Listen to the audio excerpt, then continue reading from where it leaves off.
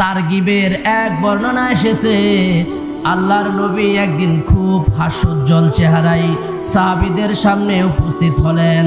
সাহাবায়ে কেরাম বলল, গো আল্লাহর নবী, আপনাকে এত খুশি খুশি কেন দেখাচ্ছে?